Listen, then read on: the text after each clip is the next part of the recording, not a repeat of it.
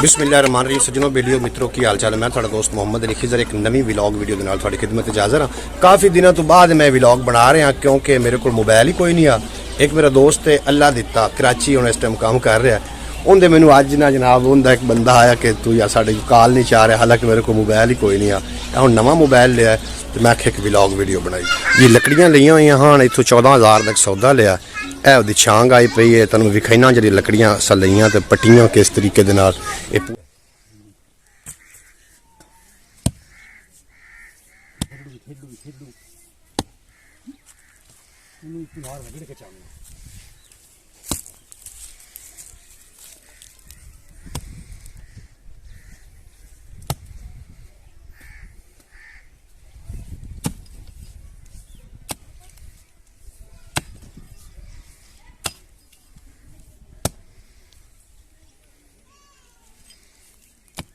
डेग हाँ कमी अगले 4-5 के दिन बाद के 8 है अगले हौले लड़ियां थोड़े जे अगले थोड़े नहीं चंगेरे हौले लड़े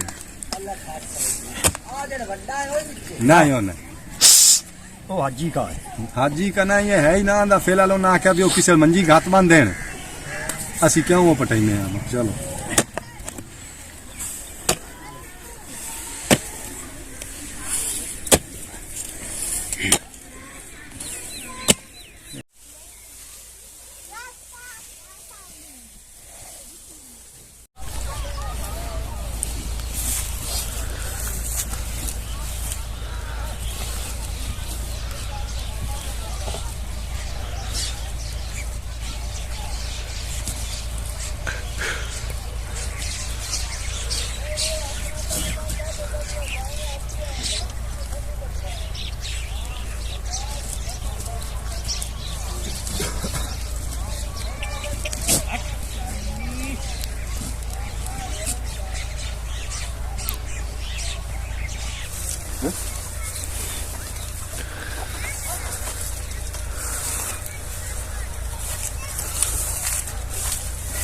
ये नाजरीन जड़ा है ना पिंडा थावा ओ खोजा तेनू की हो गया यकदम तू बड़ी तरीकी है मैंने पता है। हौसला कर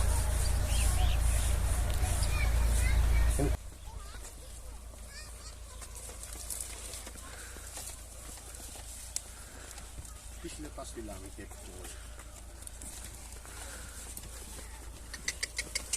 चल तू थकी जानी है।